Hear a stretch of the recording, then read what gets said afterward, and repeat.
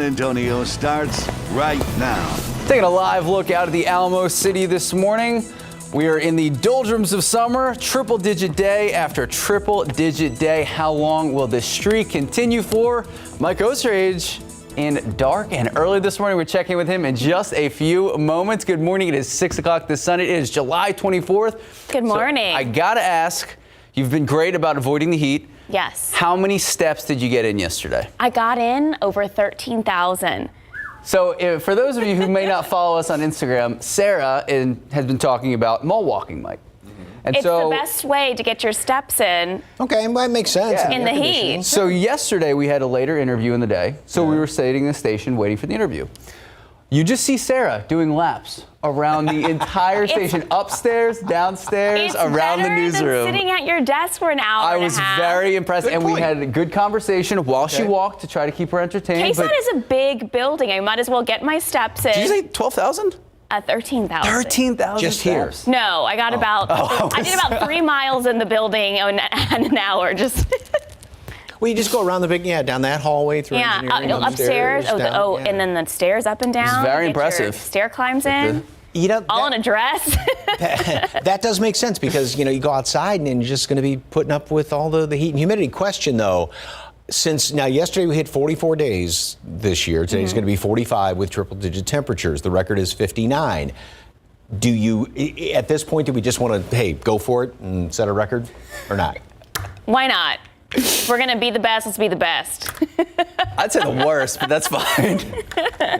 I say stop now, but hey, I don't think that's in the cards. We do have a couple of clouds hanging around here this morning. I saw the little tiny sliver of the moon earlier, and I think it's probably clouded over as of right now. 80 at the airport, 78 Converse, 79 Stinson, mid-upper 70s all around the area, and once again, a lot of humidity out there this morning. Seguin, dew point 76, Stinson, same thing. That's rainforest kind of humidity out there. So you factor those numbers in with the temperatures and you get a heat index of 84 at the airport, 82 Castroville, Port SA, 83 at Canyon Lake. Yeah, it is humid out there this morning. Mold is on the low side, and throughout the rest of today, we're going to do it again. 102 for a high temperature. There could be a stray shower off to the east, and I'm talking one or two of them. Don't get really excited about this. And then perhaps later on in the week. But again, don't get too excited about it. We will continue, though, to rack up those triple digits. Details coming up in just a couple of minutes. Sarah, Max. Thank you, Mike. Well, fire crews also had their hands full with the fire that led to a power outage on the city's north side. This happened yesterday evening on Dreamland. That's near Vance Jackson and Wurzbach. We're told when fire crews first arrived, the flames spread from the home to the attic. A man and his dog were able to get out safely. The cause of the fire is believed to be electrical, but it's still under investigation. Now to the latest in Uvalde. We know the community is still in mourning, and yesterday anger turned to action. So this comes after a special meeting that was called to discuss and potentially fire Uvalde CISD Police Chief Pete Arredondo. That meeting was canceled. That move coming after Arredondo's lawyer asked for more time, and it was granted. So instead of the Uvalde community showing their support for families at the meeting, they decided to support them financially by hosting a plate sale to raise money for those families who haven't had access to money raised after the Uvalde school massacre. Organizers tell our Lee Waldman that they weren't doing this for the families. If they weren't doing it for the families, they would be out protesting. It's so much harder knowing that they're still doing their jobs even though they failed us. Strong words by Uvalde victims' families turning into action as they join the community to host a barbecue chicken plate sale fundraiser. Just wanted to contribute how we could. Millions of dollars raised for the Uvalde Together We Rise fund, but according to the committee tasked with distributing these funds, it won't happen until November 21st. Adam Martinez, the plate sale organizer, knew he had to step up and do something. These are for the families that either lost loved ones or they were injured. Ultimately, more than $2,700 were raised today to be given out immediately. Jasmine Casares, Jackie's older sister turned advocate, was helping to make the plates. The high school senior says the delayed accountability in light of the shooting has been upsetting. I think everybody is frustrated, but you can't control what they do. It's frustrating but it's going to happen eventually, and there's no way they can escape that. KSAT wasn't surprised Uvalde CISD canceled the planned emergency board meeting.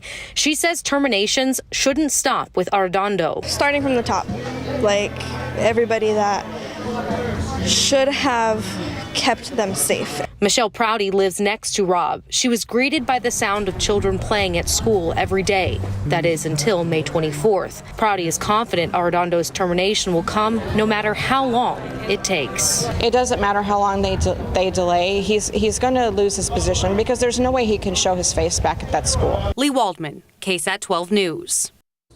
So why haven't the families received money yet? Well, it's a question a lot of people are asking. The Uvalde Together We Rise Fund, it was established to distribute funds as gifts to victims and survivors of the shooting.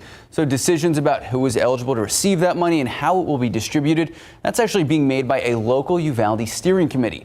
The committee will focus on those most impacted by the tragedy, including the families of those who were shot and killed, those who were injured, and the students and faculty who were in Robb Elementary on that day. That process is expected to take several months, with the funds possibly being distributed around Thanksgiving. And today marks 2 months since those victims from Robb Elementary died in that shooting. The community was left grieving. Later tonight on the Night Beat, we'll show you how artists from all over are using their talents to help honor the 21 victims in the Uvalde community. Well, back here at home, new this morning, over a dozen families displaced this morning after a fire spread quickly through an apartment complex in the medical center. Jonathan Cotto joining us live, staying on top of the story. So, Jonathan, what can you tell us about what happened? Good morning, Max. I'm actually in the area of Medical Center right now. We know San Antonio firefighters were called out to the 8900 block of Data Point Drive. We're also learning about 15 families were displaced and left without a home this morning. But let's take a look at what that scene looked like last night, again, close to 11 o'clock. We know fire officials are telling us the fire started on the patio of one of these apartments. That fire quickly spreading up the wall and into the attic. Now, they tell us they began evacuating everyone from the apartment building. Right now, we know at least 18 units were affected. Now, a total of 6 units directly affected by the flames and about 12 other units receiving smoke and water damage. We know property management was on scene assisting with those families who were displaced last night. But the good news here, Max and Sarah, is that no injuries were reported, but the cause of the fire is under investigation. Reporting live from Medical Center, Jonathan Cotto, KSAT 12 News. Thank you, Jonathan. Top of your morning headlines, the monkeypox outbreak now being referred to as a global emergency. It's the second time in 2 years officials have taken that extraordinary step. More than 70 countries now reporting cases. The United States nearing 2,900 infections. New York State has the most official cases. Monkeypox, typically a mild disease, it can cause fever, headache, fatigue, and painful rashes. The sores are very painful, though. So luckily, they're not in a place that I am on my hands or anything, because I can only imagine. The vaccine for monkeypox does exist. The United States already ordering 5 million doses. Health officials believe that vaccine, along with education and testing, it can help stop any sort of spread. President Joe Biden continues to improve as he battles COVID-19. His doctor says his symptoms are mild. We've also learned the president most likely contracted the BA.5 variant that is surging across the country right now. The president is using his inhaler for his cough, and he will continue to take an antiviral treatment. Now to the latest on the January 6th hearings in the committee. Millions tuned in for the hearing on Thursday. Nielsen rating shows about 17.7 million people watched that committee hearing on the attack at the Capitol. Nielsen says that is only second to the 20 million people who watched the first committee hearing on June 9th. Public hearings are expected to resume in September.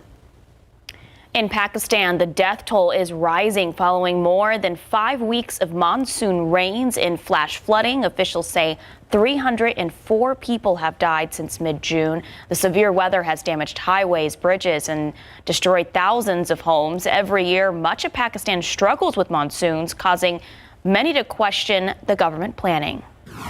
Headed to Berlin, around 150,000 people marching for LGBTQ rights during a massive celebration.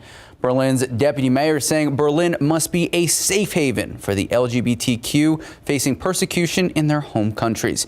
And a historic first, German officials flew rainbow flags to commemorate the occasion. All right, well, later this morning, we are going to have much more. We're going to be talking to the president and CEO of Visit San Antonio. We'll be talking about the local economy, hospitality, tourism, coming back from the pandemic, and what it means for all the jobs here in the Alamo City. First, let's take a look out. Nope, that is not outside here. Not outside here. This is happening in California. Flames are heading straight for Yosemite National Park. Flames there burning around 12,000 acres and damaging buildings. No word what sparked that fire. We'll have more on that story in just a bit. All right, now taking a live look out at the Alamo City. It is 6:10. It is 79 degrees. It's humid. It's so humid, it's leaking into the buildings. I feel it this morning. We'll be right back. Good morning and welcome back. So take a look at your screen right now. This is the chaotic scene in California. Flames headed straight for Yosemite National Park. Look at that. All the flames, all the smoke. It's burning around 12,000 acres. Not only are people having to evacuate, but it's damaging buildings. No word yet on what exactly sparked the wildfire. It all started just on Friday. We told you about this first yesterday, and we had told you yesterday morning that at that point it was 0% contained. Right now, FEMA assistance is on the way trying to help reduce firefighting costs. This all comes as a heat wave engulfs not only California, but also the country, Mike. I mean, we're seeing it firsthand here. Oh my gosh. It's awful. It's everywhere. There's like no relief anywhere. Can't escape. And even, it's all, when we talk about all relative, as far as up in the Great Lakes, the Northeast, when they get in the mid and upper 90s, that's like us getting below 40 around here, below 30. So, they can't take the heat as much as we, but I don't know, can folks continue to take this kind of heat? Because it is just, it's not fun to be outside, really. So like Sarah was doing, take your walks inside if you can. 80 right now here in town. Mid upper 70s, low 80s. We're about 4 or 5 degrees above the average right now. And look at that top number, dew points at 73, which means there's a bunch of humidity out there. We do have some clouds as well. I saw a little sliver of a moon. I don't know if we were able to see that with those clouds out there anymore. But boy, that was a good looking sunset yesterday. Absolutely gorgeous from the front yard. Nothing but blue skies. Going to have a nice looking sunset today. Now, some folks may actually see a stray shower or two, but again, it's one of those where I almost hate to mention it because most everybody's not going to see anything. Yep, 44 days and counting. We are, of course, in sole possession of third place. I don't know if that's necessarily a good thing. We're going to hit, as far as the forecast looks right now, we're going to be hitting 50 days at 100 by Friday. Again, unless something dramatic changes around here. Heat index right now, 84 degrees, 82 Port SA, and 83 over there at Stinson. And throughout the rest of the morning, we'll keep some of these morning clouds hanging around here, and then going to make it up into the upper 80s, 91 at noon, and then a high temperature today going for 102. Got that 10% chance for a stray shower or two. And again, this is not something that you really get overly excited about. First of all, as far as the heat index, humidity should be dropping down enough to where it'll only be basically what the temperature is. We may have somewhat of a heat index, especially down around Cotulla, Carrizo Springs, 110, 108 respectively. But elsewhere, the humidity should be just low enough that it's not going to be outrageous. So we don't have any heat advisories posted. We haven't reached that criteria. All right, here's what's going on later on today. Yeah, 1 or 2 of these stray showers. Let me go back real quickly and put this into motion one more time, and you can see maybe a couple of those showers popping up around there. That'll be about it. Blink and they're gone. Most of us aren't going to be seeing anything.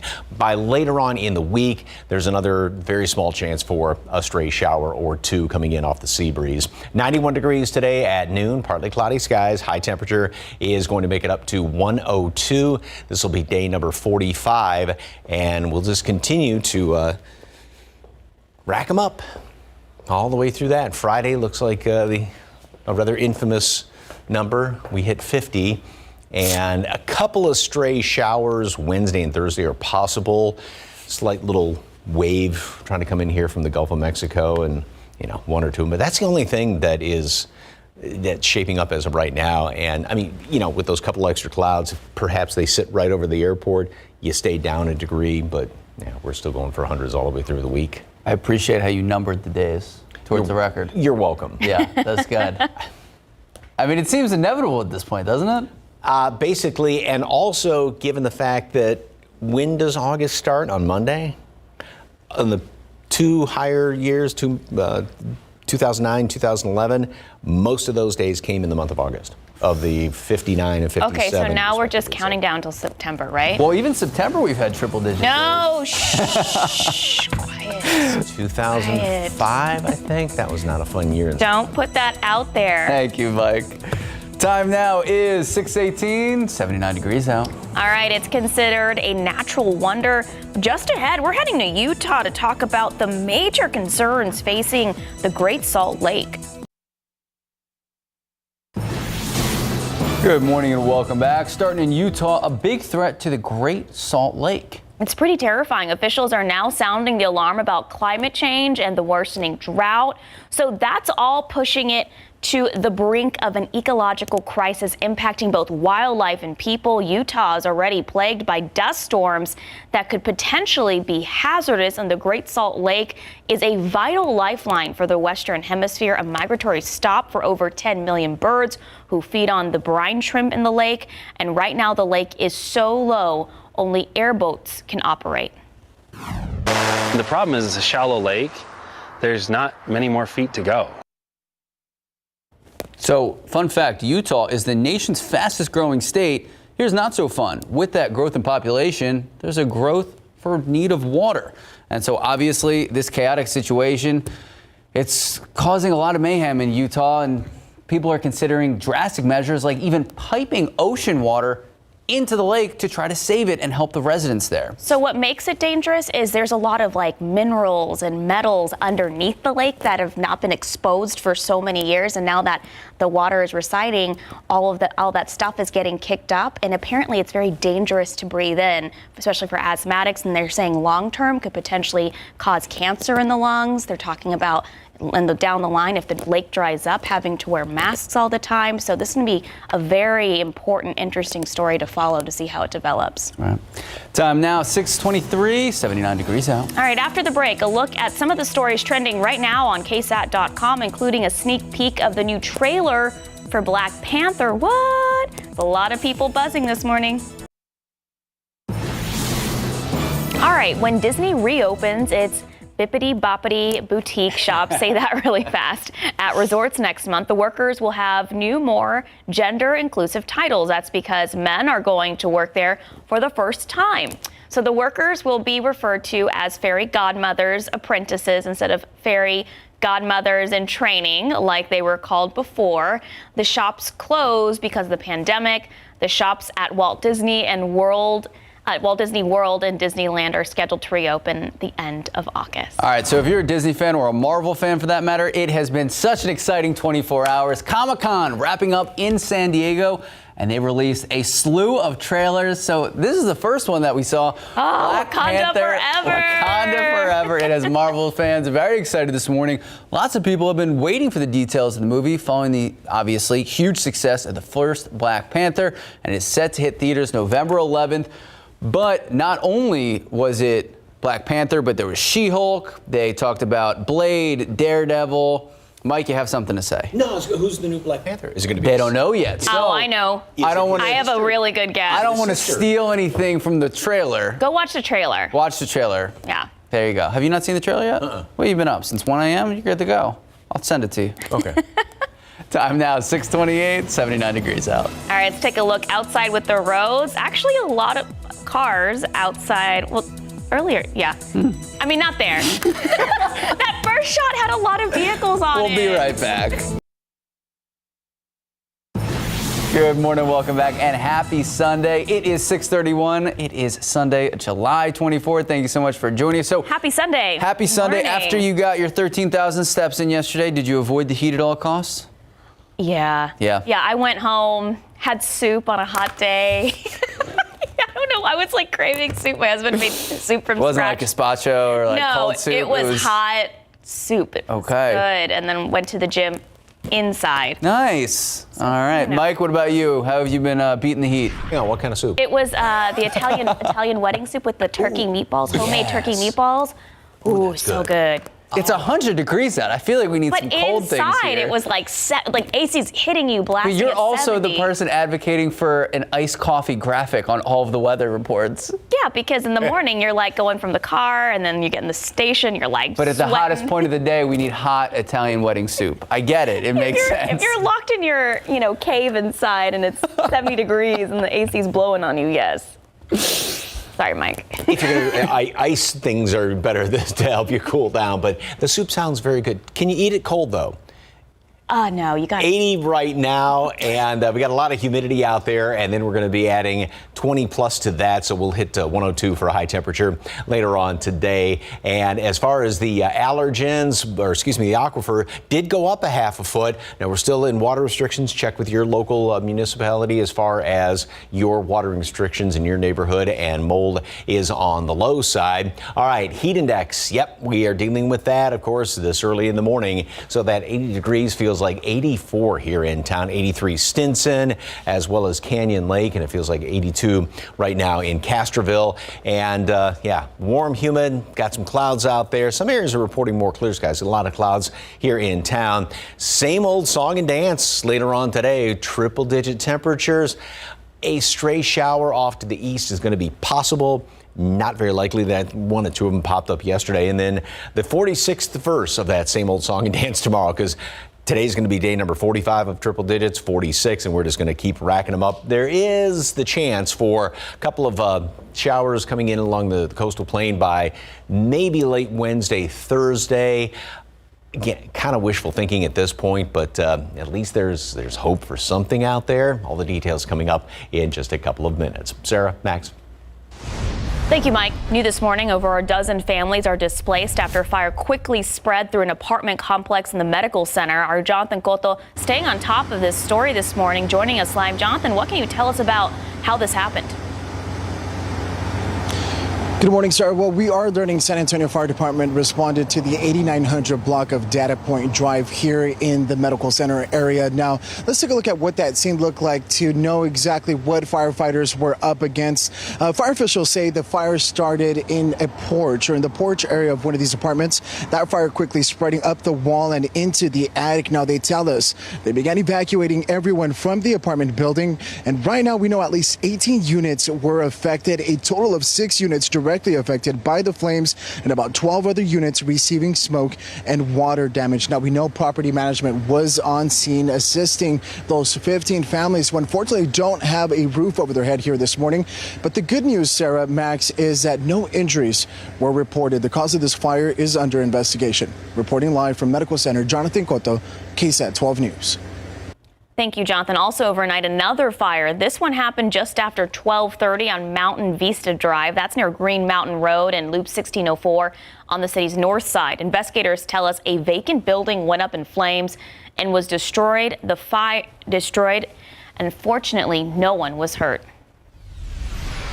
Well, less than a week after a Texas House committee released an exhaustive report investigating the May 24th school shooting in Uvalde at Robb Elementary, state officials have now published a copy in Spanish. Initially, officials faced a lot of backlash because originally they did not publish the 77-page report in both English and in Spanish. We have learned the name of the man who died after being shot during a break-in at his apartment on the city's north side. Still, no one has been arrested in this case. So we first told you about this story yesterday on GMSA. Now the victim has been identified as 29-year-old Jacoy Grant. That's according to the Bexar County Medical Examiner's Office. San Antonio police were called to the scene early yesterday morning. Police say 2 masked men allegedly broke in and demanded money from Grant. At some point, Grant was allegedly pistol whipped and then shot in the chest before the suspects ran off. Well, this morning, the desperate need for blood in and around our community continues. The South Texas Blood and Tissue Center says they really need type O blood since right now they have less than a 1-day supply. Now, because of that low supply, some surgeries have had to actually be postponed. And you can help save a life by donating at the community blood drive today, happening at the HEB in Bulverde on Highway 46, starting at 10:30 a.m., going till 3 this afternoon. Well, after 85 years on the city's south side, it was a fixture there. Luther Burbank High School's original building is closing its doors. Patty Santos tells us there's a lot of emotion, but also a lot of excitement for future Bulldog generations as they start a new beginning. David Vela, class of 1979. Just being here is, I'm lost for words. That's how exciting it is. Isaac Otero, class of 83, both here to reminisce. A lot of good times, a lot of old memories. I've already seen a lot of people from the past. Cindy Garza Roberts, class of 74, was here to look for pictures of her mom, class of 51. I've seen some photos of her that I've never seen before. She comes from generations of proud Bulldog grads. She paved the way, so myself, my sister, and my two brothers also graduated from Burbank. Today, these proud alumni celebrated and cried together as they looked back. A lot of good times, a lot of old memories. And looked forward to a new Burbank High School building and new legacies. I think it's needed, but it's just kind of heartbreaking to see it all go, after all the years. The oldest building on campus will soon be demolished, but in August, students will walk into a brand new $78 million facility right behind it. I think being from the south side of San Antonio that we deserve a brand new school. For a moment in time, they celebrated the greatness and talent that's come out of this old Burbank High School. Went on to become a broadcaster in Houston. Here at Burbank, attended Southwest Texas State University. Then I played pro football with the Oakland Raiders and the San Antonio Gunslingers. Patty Santos, KSAT 12 News. All right, we want to help answer any questions you might have about vaccines. That's why our KSAT community partners are hosting a vaccine phone bank next week. That's going to be on Wednesday from 5 to 7. Medical professionals from University Health will be answering all your questions. We'll have that number to call on Wednesday. And speaking of questions, right now on KSAT.com, with school just around the corner, we want to hear from you. What questions do you have about sending the kids back to school? It can be anything, ranging from school safety, staffing, COVID, anything school related. Just let us know right now. Head to KSAT.com. You can ask your question, and of course, you can find the story right on the homepage. Also this week, season 3 of the South Texas Crime Stories podcast. It returns on Tuesday. This upcoming season, the podcast will explore 5 new crimes that include a murder for hire plot, the case of a San Antonio serial killer, and the murder of a teen from Bandera County. Erica Hernandez and Lee Waldman tell us more about it on Tuesday. You can listen to the episode on Apple Podcasts or Spotify. Time now, just about 6:40, 79 degrees out. And just ahead, state of emergency in California as they battle some massive wildfires. We'll take a look at some of the damage and where it's heading. And coming back here to San Antonio, taking a live look out at the Alamo City, 79 degrees. It is humid. How did you describe it earlier? Seeping into the building? Seeping into the building. It's so humid. It's just following. Didn't you call it ghost humidity because it just follows you around? It follows you. It's haunting. Haunting. All right, we're going to check in with Mike in just a bit. Well, welcome back now to that heat wave that is bringing so much chaos really around the country. The worst of it for most of the Northeast expected later today, and the high temperatures are complicating things for firefighters along the West Coast. ABC's Karina Mitchell explains. California's governor declaring a state of emergency in Mariposa County as the Oak Fire continues to spread. The fire burning outside Yosemite National Park is becoming one of the state's largest of the year. This time lapse showing the orange skies as the fire increases in size. Homes and cars engulfed, some people trapped inside their houses. 7 people in a residence unable to get out. They're stuck in the residence and cannot escape. More than 6,000 people forced to leave. Hundreds of firefighters battling the blaze on the ground and from the air. They're fighting this fire in rugged terrain. It's steep. We have a good fight on our hands. Smoke even visible from the International Space Station. ABC's Alex Perche is there. look at this. All of this done in a little more than 24 hours. Thousands and thousands of acres burned. Meantime, much of the country is dealing with intense heat. In South Dakota, officials say a 22-year-old hiker died in Badlands National Park after running out of water. The worst of the heat wave for much of the Northeast is expected today, with temperatures in some cities expected to reach almost 100 degrees. New York City opening cooling centers to help people without air conditioning find some relief. It's just too hot. Yeah, it's just way too hot. Organizers shortening the New York Triathlon this weekend due to the heat. Boston postponing its competition. Karina Mitchell, ABC News, New York. Well, back here at home, we're also seeing some of this heat wave that a lot of other places around the country are seeing, Mike. Yeah, and on top of it, for us, we haven't seen rain in, I know it's hyperbole, but in forever around here. Stray shower or two, but nothing sort of drought breaking, nothing really in the offing that's drought breaking at all. We might see one or two of those little, specks of rain popping up today, perhaps by the mid to latter portion of the week. But yeah, it's frustrating. Find a kiddie pool, find whatever, and then hop in it if you can get this guy out of there, because he's having a really good time. There's a big old smile on that pup. Thank you very much for the KSAT Connect picture. A lot of clouds hanging around this morning, and think back to a few days ago where those clouds really hung in there. And it's like, wow, are we going to not hit 100? And then all of a sudden, those clouds, split up about 3 o'clock in the afternoon, and we gained, 16 degrees, in the course of about 2.5 to 3 hours. Good testament to how dry the ground is, because it doesn't take much to heat up that ground, which heats up the atmosphere around here. If moist ground, that's why you like a lot of moisture. You don't get as warm of temperatures around here. Anyway, 84 right now is the heat index, 83 Stinson, and mid upper 80s is what it feels like around the area. Yesterday, 101, 103 Pleasanton, 106 in Cotulla. Yeah, some pretty hot temperatures. Not quite high enough to hit the criteria for heat advisory. Same situation today, but obviously you just got to take it easy if you're outside. 102 is the forecast high here in town.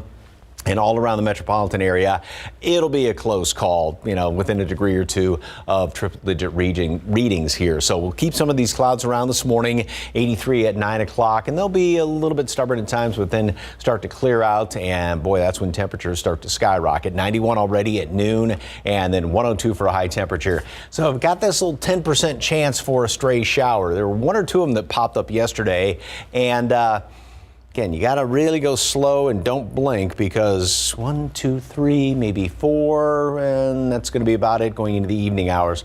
Again, a stray shower here or there.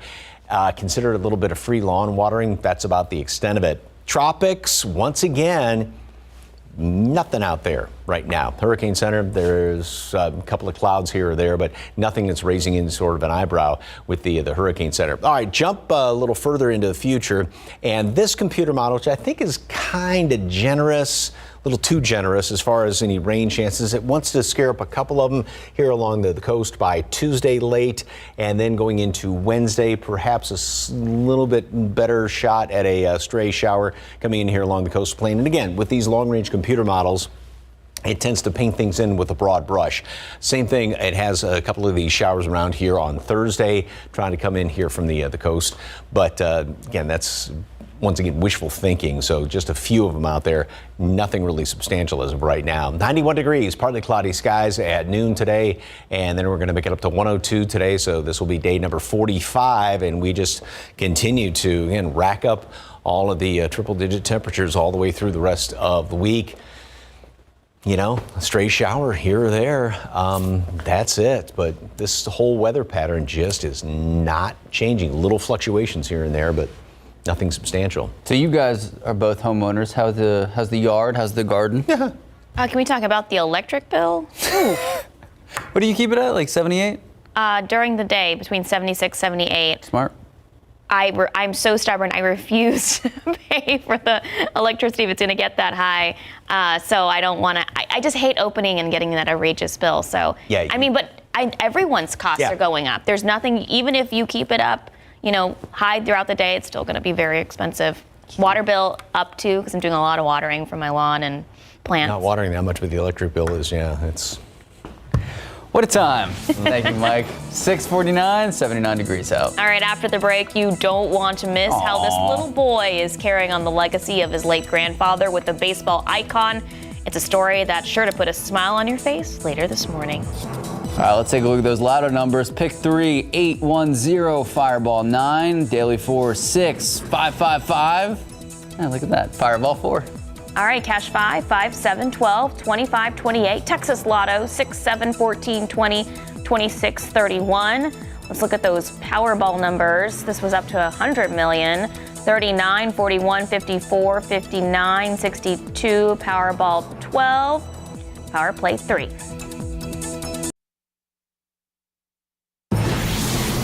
Now to the story of a 10-year-old boy delivering a message from his late grandpa to a baseball hero. ABC's Whit Johnson has this heartwarming encounter.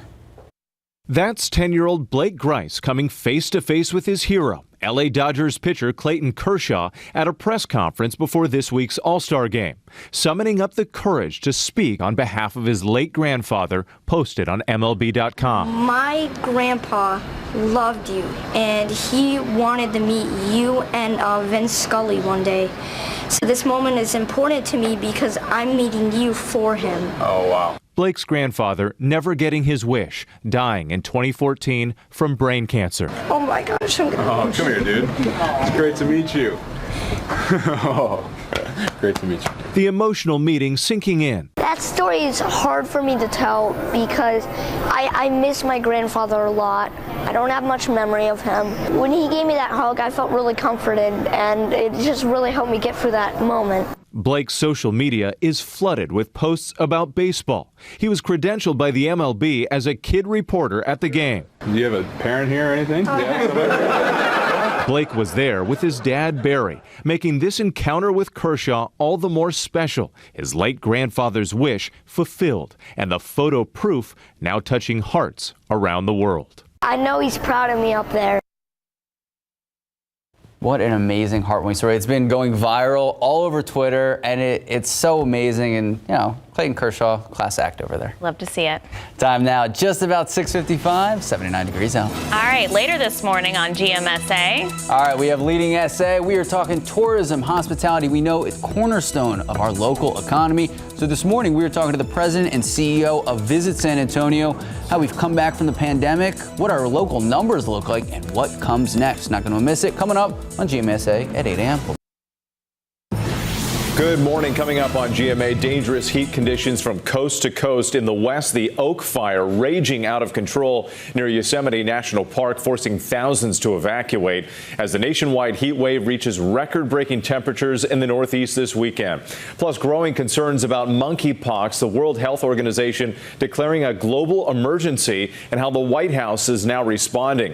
And Comic-Con returns. Marvel's big reveal overnight about the future of Black Panther and the Marvel Universe. It's all ahead right here on GMA.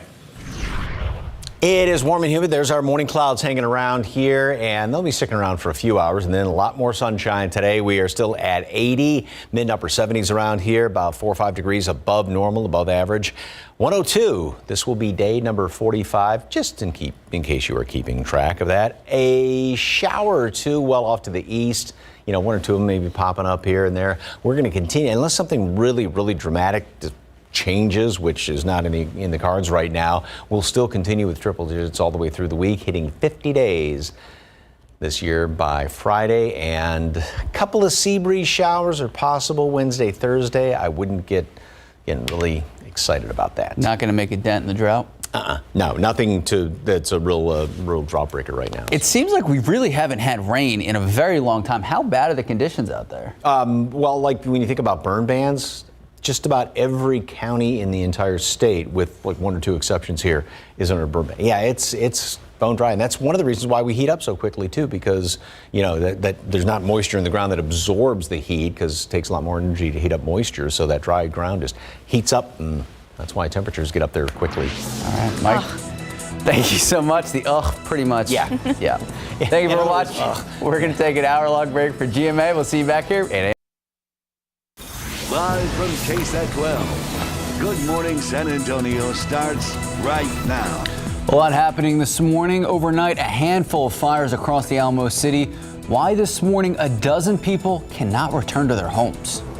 Plus, parents of the victims in Uvalde want answers on the future. For school police chief Pete Arredondo, so when could they get them?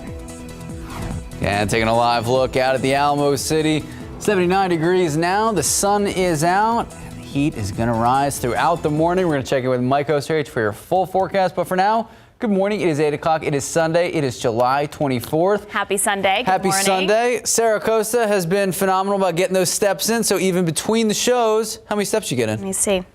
Well, I'm at 1 mile. Nice. I have 2,800 steps. I'm usually walking outside all the time. I do like 2 to 4 miles outside with my dogs. Have not been able to do that for the last, how many days, Mike, have we had triple digits? Total, we've had 44, and today's going to be day number 45. So, yeah, I got a little dizzy in the newsroom because it's just, she's out of the corner of my eye. She's walking around that one, just that your desk. It's the reporter track. Like 20 laps is about I think 0.3. No, it's a Sarah Costa track. Good point. Yeah, 80 degrees right now, and we do have some sunshine, as you can see right back there. That bottom number, dew point, is down, or still up, I should say, at 73. So a lot of humidity when you step outside. Get ready if you're heading off to church this morning. 102 for a high temperature today. We did hit 101 yesterday, and that was day number 44. Like I said, today is going to be day number 45. And the aquifer did go up yesterday, up half a foot. And the allergens, yesterday's count, mold is on the low side. Both those numbers are going to be updated later on this morning. And as far as the weather story today, we have got warm, humid, some clouds out there this morning, and then a stray shower is possible today. Otherwise, it's going to be the same old song and dance, and then we'll have another verse. As a matter of fact, the 46th verse of triple-digit temperatures tomorrow and throughout the rest of the week. Couple of coastal showers going to be possible later on, maybe Wednesday, Thursday, and other than a stray shower today, but no decent rain in the forecast. Details coming up in just a couple of minutes. Thank you, Mike. Top story this morning. More than a dozen families displaced after a fire spread through an apartment building near the medical center. Our Jonathan Cotto joins us live with the latest. Good morning, Jonathan. Now the sun is up. What have you been able to learn? Good morning, Sarah. Well, we're learning San Antonio Fire Department responded to this building, Building 32 within Sierra Ranch, located on the 8900 block of Data Point Drive here in the medical center area. Call for a fire. We're learning 15 families have been displaced last night and are without a home this morning. As you can see from the exterior, not significant fire damage, or not significant visible fire damage from the outside, but from the inside, it's a little bit of a different story here. Taking a look up this stairwell, you can see some of the main doors are boarded up as a result of the damage that took place last night, just minutes before 11. Now, fire officials say that the fire started on the patio of one of these apartments. That fire quickly spreading up the wall and into the attic. They tell us they began evacuating everyone from the apartment building. Right now, we know at least 18 units were affected. That's the total amount of apartments within this building here. A total of 6 units directly affected by the flames and about 12 other units receiving smoke and water damage. Now, it's important to note that this is predominantly an Islamic community. I've had an opportunity to speak with some of the residents that have been up very early here this morning. Language barrier. Most of the ones that I've spoke with are from Afghanistan, so wasn't able to effectively communicate with them, but I did speak with one who says his apartment was located just right here in this window, and he's lost it all. They're staying with friends, some are staying in hotels, and they're hoping to be able to get back on their feet as soon as possible. But the good news here is that property management was on site last night. They were assisting these families, and no injuries were reported, but the cause of this fire, Max and Sarah, is under investigation. Reporting live from Medical Center, Jonathan Cotto, KSAT 12 News. Thank you, Jonathan. Also overnight, another fire. This one happening just after 12:30 this morning on Mountain Vista Drive. That's near Green Mountain Road in 1604 on the city's north side. Investigators tell us a vacant building went up in flames and was actually destroyed by the fire. But luckily, no one inside at the time, no injuries reported. Fire crews also had their hands full with the blaze that caused a power outage on the city's north side. It happened Saturday night on Dreamland. That's near Vance Jackson and Warsbach. We're told when fire crews first arrived, the flames spread from the home to the attic. A man and his dog were able to get out safely. The cause of the fire is believed to be electrical, but it's still under investigation. Now, the latest in Uvalde, less than a week after Texas lawmakers released that exhaustive report on the school shooting at Robb Elementary, state officials have now published a copy in Spanish. There was originally backlash for not publishing this 77-page report in both English and Spanish. The report offers grieving families in Uvalde and the public a more comprehensive idea of what happened at Robb Elementary and the law enforcement's response. The report found, quote, systematic failures and egregious poor decision making, end quote, by nearly everyone involved who was in a position of power. Tourism and hospitality are cornerstones of our local economy. Not only do we have all the amazing sights and history of the Alamo City, but we have all those jobs connected to these industries. So joining us today on our Leading SA segment is Mark Anderson, the president and CEO of Visit San Antonio. Good morning, sir. Thank you so much for making time for us today. Good morning to you. Thank you for having me. So, Mr. Anderson, you were appointed CEO and president of Visit San Antonio during the pandemic. You know, hospitality and tourism, obviously so important for San Antonio. What did those first few months look like from your perspective? Well, I started at the end of the pandemic, luckily, but we were very, very focused on bringing back the economic impact. In 2019. We saw from tourism and travel in San Antonio $17.4 billion in economic impact for our community. Close to $500 million of that was in tax revenue that goes directly to our public schools in San Antonio, our streets and sanitation, our public safety like the police department and the fire department. So our team was really laser focused on making a difference and leading our city back to pre-pandemic numbers. And we also saw an amazing investment come into the city. We opened 9 new hotels and more than 50 restaurants from private corporations that came to invest in our city. So it was exciting, it was intense, and we were very busy, but we were also grateful for the support of the community. So last week or earlier this week, we had the Texas Coaching Convention in town. So as more and more people return to normalcy, head to the Riverwalk, fill the convention center, learn about our history and travel to our city. So what does tourism and hospitality look like in comparison to pre-pandemic numbers? Well, the coaches, which is one of our greatest group that we have in San Antonio, they had a record-breaking attendance last summer at more than 15,000 attendees. This year, they had more than 16,000. I think the final number was 16,200 attendees in San Antonio in July at our convention center and at our restaurant. So we are on our way back. We hosted 41 million visitors pre-pandemic. We don't have the final numbers yet for 2021. But if you just look at our hotel occupancy, one of our goals in our strategic plan that we finished right after I started in last summer was to reach pre-pandemic levels of occupancy at 66% by the end of 2024. We're going to achieve that hopefully by the end of this year. So business is coming back. One of the things that we are missing, but many cities in the United States are also missing, are the international travelers. So we are also heavily investing in international travel to bring those international travelers back to San Antonio very soon. On top of the international travel, is there any local challenges or domestic challenges that you guys are facing right now?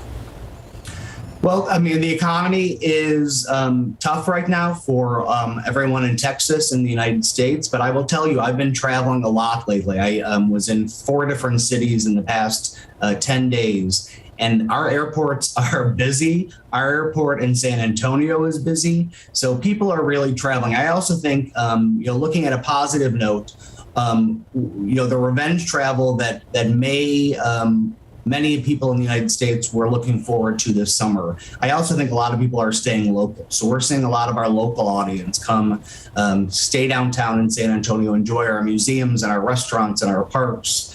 and invest in their own city. And for your listeners, that's really important, because when you come in and you support San Antonio, you're supporting that tax revenue that I mentioned at the beginning of the segment. And you're supporting our city and our public schools and our fire department and our police departments and the infrastructure of San Antonio.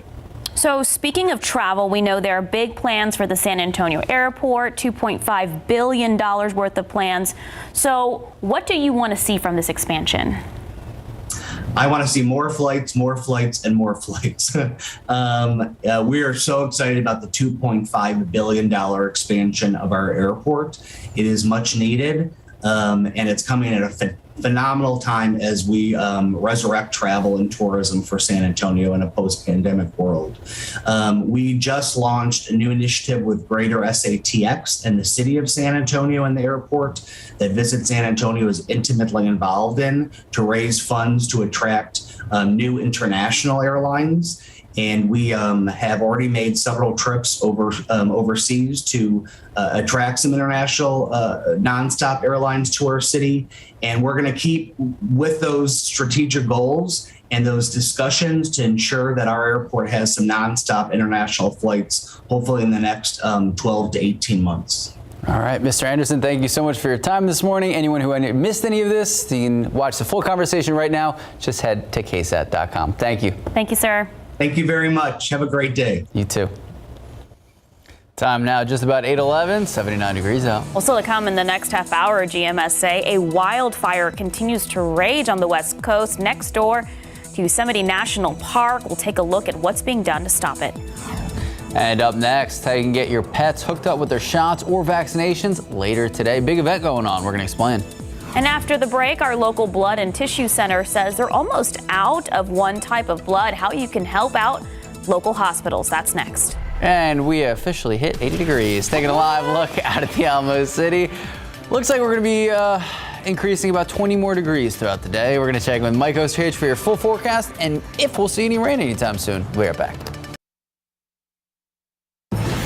Good morning and welcome back. So this morning, there's a desperate call for blood across our community. The South Texas Blood and Tissue Center says they're in critical need of type O blood. Right now, they have less than a day supply. And so because of that low blood supply, some elective surgeries have actually had to be postponed.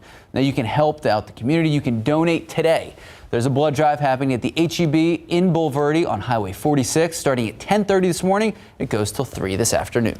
Also later today, the city of Helotes is offering a wellness and vaccination clinic for pet owners at City Hall. It starts at 1 and goes until 4. Again, it'll be set up near City Hall on Bandera Road in Helotes. Vaccine and shot prices are different depending on your pet, so be sure to check those out on helotestexas.gov.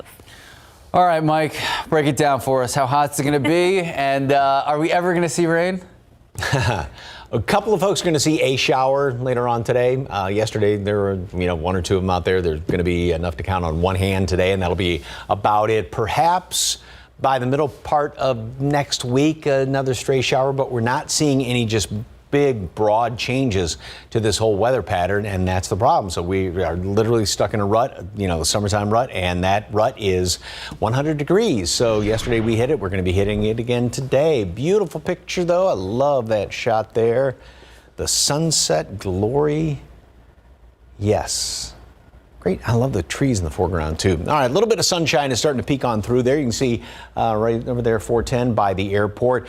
Yeah, and all these clouds are starting to clear out. You'd like them to stick around, although, think back to a couple of days ago. We had those clouds sticking around all the way through noon into early afternoon, and we weren't going to hit 100. And then all of a sudden the clouds cleared out, and boy, things heated up very quickly, gained about 15 degrees in roughly 3 hours. And that's in part because the soil is so dry out there. 84 is the heat index right now, 83 Stinson, 85 up the road in New Braunfels. And yesterday we did hit 101, 103 in Pleasanton, and we're going to be up in that ballpark and maybe even a degree hotter here or there, like or at the airport, I should say, 102 102 forecast high today, and even some upper 90s. So it'll be a very close call in your backyard. You may be well up into the hundreds or just shy of that. And we will continue with some of the sunshine to warm up then into the upper 80s by 11 o'clock. A lot more sunshine by noon, already into the low 90s, 97 at 2, 100 at 3 o'clock. So we'll have a good 3-4 hour period where we are going to be at triple digits. 102 for the high, and that 10% chance for a stray shower today. And the rapid update model has come up with a new model run. So this one has a couple of showers by 5:30 and then gone. So these will be the kind that kind of pop up if they do, and there'll be one or two of them out there, and then they sort of just fizzle on out. All right, jumping ahead, here's one of the long-range computer models. This one is a little more generous, I think, as far as rain chances next week. As a matter of fact, it tries to get a couple of showers here along the coast by late Tuesday, a few more on Wednesday, and a couple of more then on Thursday. And the reason for that is, so we've got the high, which is again, pretty much sitting on top of us. This thing, for all intents and purposes, has been around since late April, and when we started hitting triple digits then in May, and it is not moving. It just kind of shifts around here and there, shifts positions. But what will be happening by the middle part of the week is we're going to start to get a little bit more of a flow coming in here off the Gulf of Mexico, and hopefully we get some little waves coming in here, these little inverted troughs and easterly waves as we call them, and that would give us a small chance for some rain. But again, this is not any great rain chance around here. It's just a scattered variety at best. 91 degrees at noon today, partly cloudy skies, high temperature up to 102, mostly sunny skies. A stray shower or two is possible, but not very likely. 10% chance at best, and we will continue to chalk things up unless, partly cloudy skies Wednesday, Thursday, get a couple more clouds sitting over the airport if you don't hit 100, but as of right now, Friday will be day number 50. Again, second place back in 2011 was 57 triple-digit days, and 2009 was 59, and most of those days were achieved in August. So we're still a ways away. Yep, we're not even through July on this graphic. You okay? I'm hanging in there. All right, Mike. I'll survive. Thank you. Keep counting those steps inside. I know. Time now, 8:20, 80 degrees out. Well, still ahead, if you've got back to school questions, we have answers. How you can find what you're looking for, that's next. And we also want to help answer any questions you may have about vaccines when you get answers from the professionals in just minutes. Let's take a look at these lotto numbers. Pick 3, 810, Fireball 9, Daily 4, 6555, Fireball 4. Cash 5, 5, 7, 12, 25, 28. Lotto Texas 6, 7, 14, 20, 26, 31. Let's see. Powerball, Mike, did you play? Yes. Did you win? No. Would you have shown up if you did? Yes, because I probably wouldn't have gotten the check yet. So. Good point. Here are your Powerball numbers: 39, 41, 54, 59, 62, Powerball 12, Power Play 3. Good luck. We'll be right back.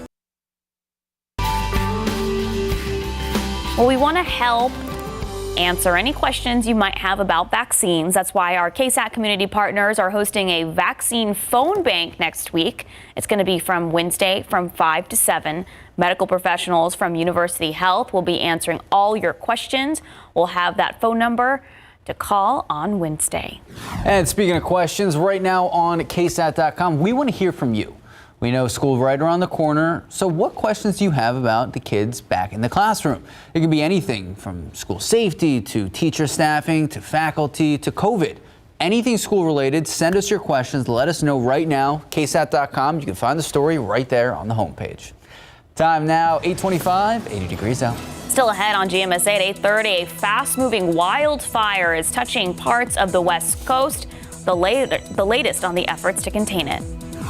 And travel delays after travel delays. I feel like this has been a theme so far this year. I know. All right, it continues to be a headache for flyers across the country. What you can do if you run into trouble. Good morning, welcome back, and happy Sunday. It is just about 8:30 this morning. It is July 24th. You're bringing the sunshine to the newsroom. I'm trying to. Okay, you know how people say they get depressed in the winter because they have to stay inside and it's so cold? No, it's a thing. It's like winter depression. I feel like it's like kind of like a summer depression here in San Antonio, because I feel like if you're like me and like to not sit still, and you have to be just inside during the summer because it's too hot to do anything, you get kind of antsy and stir crazy. I don't know.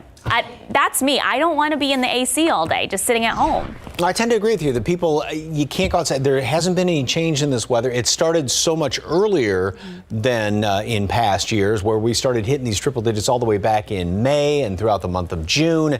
And obviously July, every day except for one day back on the 15th, we have hit triple digit readings, and that is going to continue. So outside right now, we are at 80 degrees. 73 is the dew point temperature, which means there's a bunch of humidity out there. Wind is out of the south primarily at about 9 miles per hour. And so far, yes, we have hit 44 triple-digit days officially, and that obviously we are in third place and not too far behind, just 13 days behind 2011. 15 days behind 2009, and we're going to continue to rack up the triple digits as the week rolls on. Mold from yesterday's reading still on the low side, and 91 at noon, so today will be day number 45. One or two of those stray showers are going to be popping up.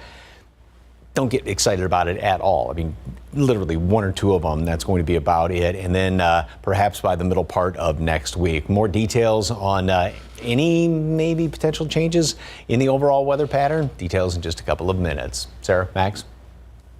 Thank you, Mike. To our top story this morning, more than a dozen families can't return home this morning after flames spread through an apartment complex in the medical center. Our Jonathan Cotto joins us live with the latest. Good morning, Jonathan. We understand this fire happened last night. So what have you learned this morning? Good morning, Sarah. Well, we've learned that San Antonio firefighters responded to this building, Building 32, located within the Sierra Branch apartment community here on the 8900 block of Data Point Drive in the medical center area. Now, this building you're seeing here has a total of 18 units, and we're told that the fire started right here on the second floor of this 18-unit apartment. But we're also learning that fire officials are saying that the fire started here on the patio of one of these apartments. The fire quickly spreading up the wall and into the attic. They tell us they began evacuating everyone from the apartment building. And right now we know at least 18 of these units were affected, a total of 6 units directly affected by the flames, and about 12 other units receiving smoke and water damage. Now, I've had the opportunity to speak with some of the folks that live in this building, those 15 families that have now been displaced. They're starting to come out.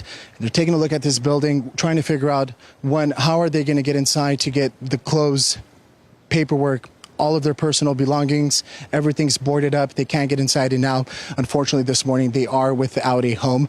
It's important to note that property management was on site last night assisting these families.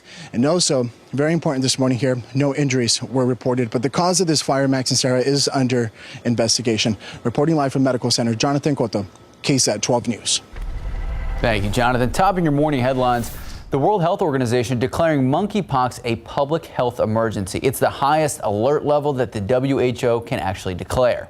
So the decision comes as cases of this disease rise, not only here in the United States, but they rise across the world.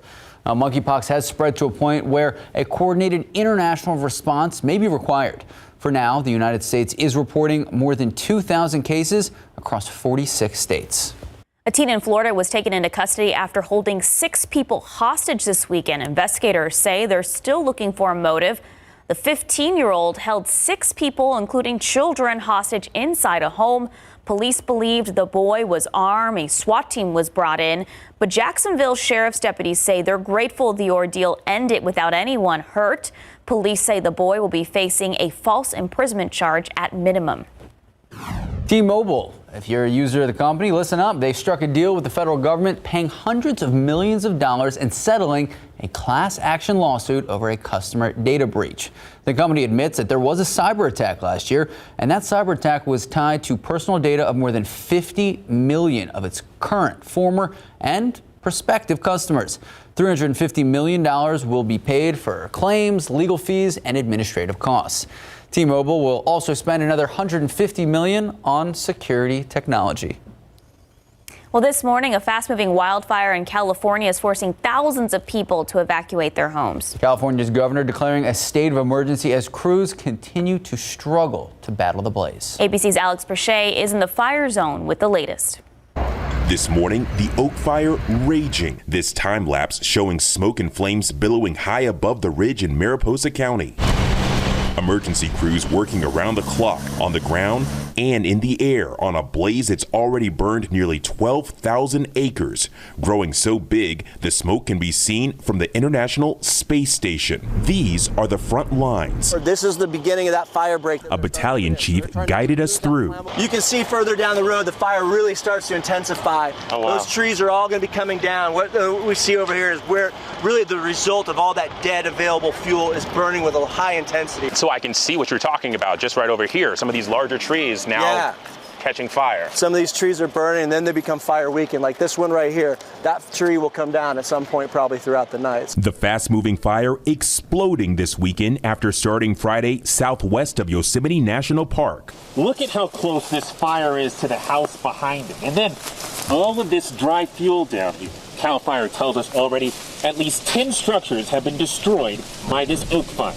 More than 6,000 residents forced to evacuate. The community on edge here. It's pretty difficult, and it only appears, it's going to get drier, hotter. Evacuees hoping they'll be able to return one day to their regular lives. The lucky ones will. It's really heartbreaking because it's been year after year.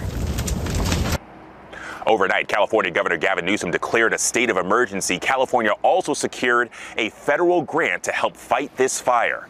Alex Perche, ABC News, Mariposa, California. Well, today marks 2 months since the horrific shooting at Robb Elementary in Uvalde, but anger turned into action this weekend at a barbecue plate sale to support victims and survivors. The money raised is going directly to people impacted by the shooting. Millions of dollars were raised for the Uvalde Together We Rise Fund, but according to the committee tasked with distributing those funds, it won't happen until 4 months from now on November 21st. Ultimately, more than $2,700 were raised Saturday to be given out immediately. So the older sister of 9-year-old Jackie Casares came to help out in this fundraiser.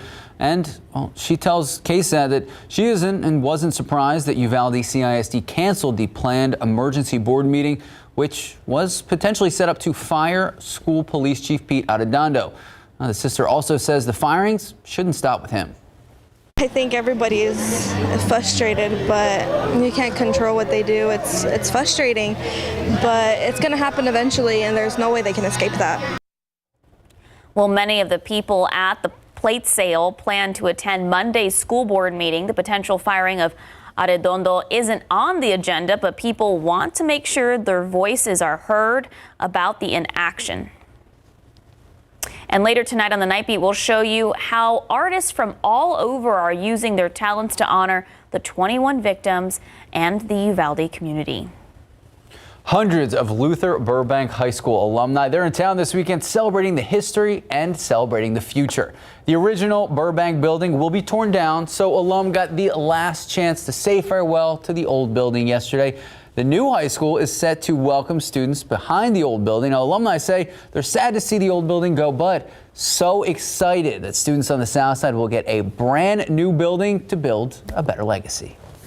I'm sad at one point, but I'm happy for the new generation to be able to get a new school.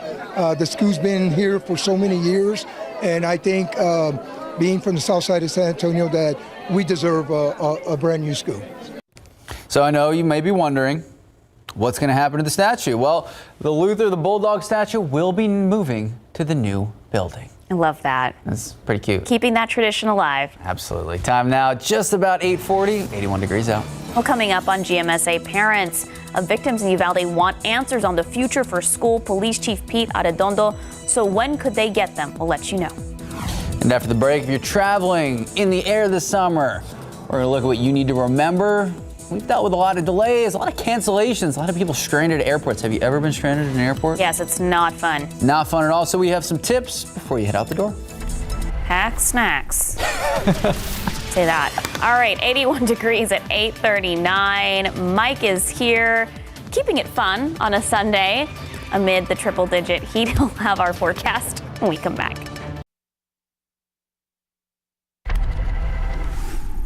With the bombshell hearings over, what happens next? Sunday, exclusive new reports, explosive allegations. Will Trump be charged? Plus, the president and COVID, what you need to know. And Al Gore warned us about this. Now he's one-on-one with This Week, Sunday on ABC.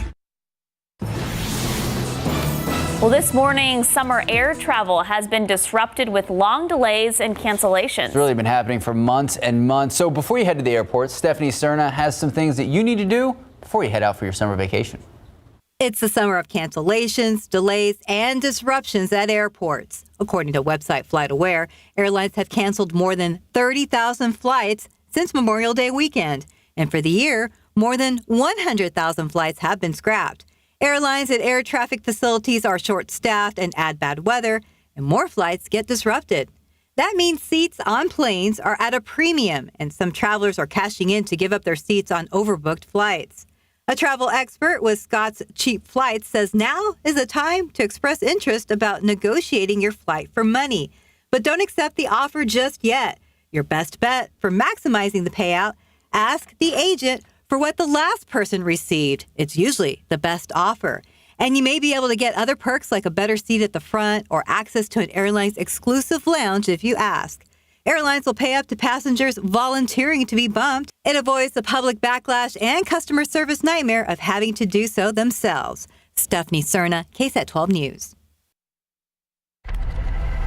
Back here at home, happening tomorrow, the Uvalde School Board set to meet, and this comes after canceling that special meeting that we were anticipating yesterday morning. All right, so they were set to discuss firing School District Police Chief Pete Arredondo in the aftermath of the shooting at Uvalde Elementary.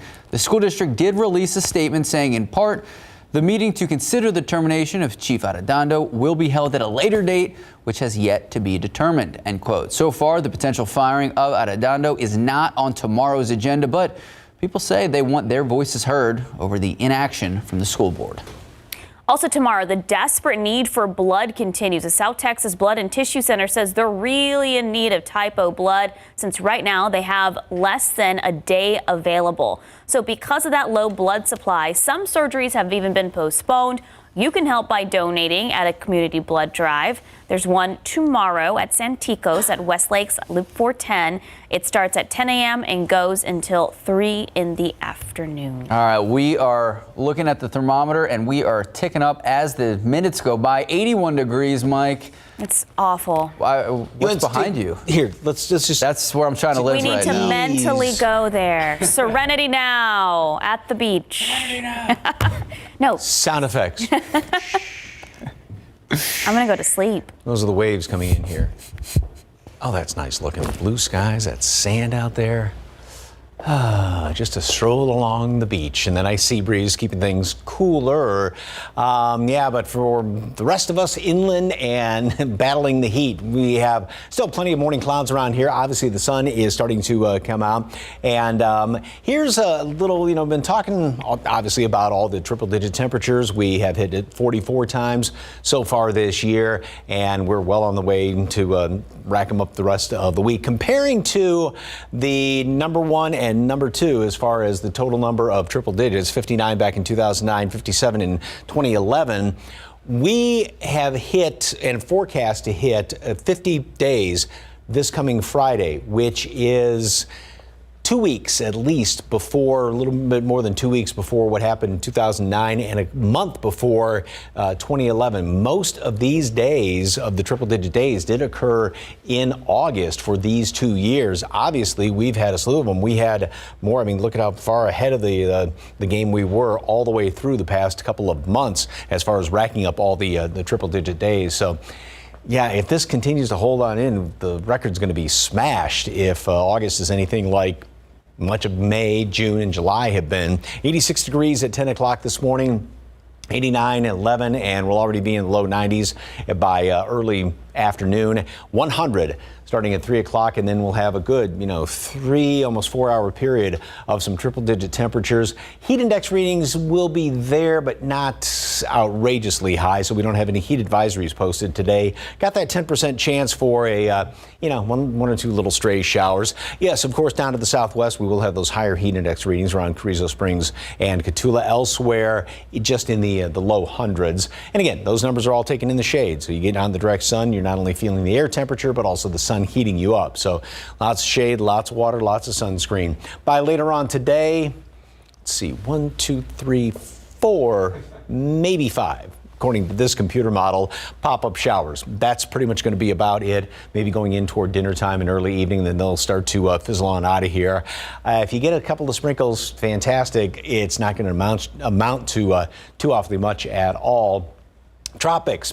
There is once again still nothing going on. Now, we are not quite 2 months into, 1/3 of the way into the tropical season. It goes through the end of November, but still, even way out, I got some clouds out here heading over in toward Africa, but there is nothing going on. That high stays in control, and it's really not going to be moving, sitting right on top of us. But by midweek, what we're hoping for is to get one of these little waves to come in here from the Gulf of Mexico. Not a big rainmaker, but at least a little wave to sort of get things stirred up and at least give us a couple of showers around here by the middle portion of the week. Again, don't get your hopes too high. 91 at noon, partly cloudy skies. High temperature is going to make it up to 102 today, mostly sunny. We will continue to chalk up triple digits all the way through the rest of the week until something drastic changes, which is just not in the cards. And again, 50 days at 100 degrees by Friday. If you were an odds maker, would you set the over or under 60 days of 100 degrees? I'm going to go over. I hate to say it. Ooh. Oh, so that puts us when? Well, I mean, if we go, we'll be at 50 by this week, so Right. and that's 10 not more even, days, not even through August. And just 10 more days, and you got all the month of August and maybe September. No, don't say September. I'm not going to allow it, Mike. Okay, Mike Osterhage, bringing the great news this morning. Thank you. Happy you're here, Mike. Time now, 8:50, 81 Sing the degrees. Earth, Wind, and Fire song, September. Is that okay? Yeah. That's okay. Do you remember? Okay, tomorrow on GMSA, a new survey says families are prioritizing back to school and college spending as inflation continues to rise. So we're going to look at some ways families can save money while getting their kids ready for school. And the news you need to know before you go, don't forget Season 3 of South Texas Crime Stories. It is starting up on Tuesday, Season 3. So this upcoming season, the podcast will explore 5 new crimes, includes a murder for hire plot, the case of a San Antonio serial killer, and the murder of a teen from Bandera County. Eric Hernandez and Lee Waldman telling us more on Tuesday. You can listen to the episode on Apple Podcasts or Spotify. Really good stuff. Got some sunshine trying to squeeze on through here, and temperatures, we have started the warming process right now. Are you sitting down? Yes. You two are. Yes, we are. Okay, right now we are at 83 degrees. We have some humidity out there. Look at these dew points, 75, 76s. Heat index reading feels like 89 already out there at the airport. Gross. Thank you. Mid upper 80s around much of the area, and 91 high temperature today, 102. Once again, gross. Gross. Gross. Okay. Yeah, I'm not smiling, Mike. I know she's not. That makes Sarah mad. So we're going to continue. I'm not mad at you. 1 or 2, just the messenger. 1 or 2, a stray shower here or there later on this afternoon, and then maybe by Wednesday, Thursday. Wishful thinking almost at best, and otherwise still racking up triple-digit temperatures all the way. Friday's going to be the infamous day number 50 so far this year. Yeah. Find a beach. And that's only... Find a beach. Yeah, escape to the coast. Okay. I'm doing that later in the week. I'm going home to Corpus. Yeah. I'm just like, I need Chilling to. on the beach. Is Corpus any cooler? Well, you get a little bit of the sea breeze. Yeah. Okay. So it does help to... It is. By about 10 degrees, anything. Yeah. Thank you so much for joining us this morning. Have a great rest of your Sunday. Have a happy Sunday.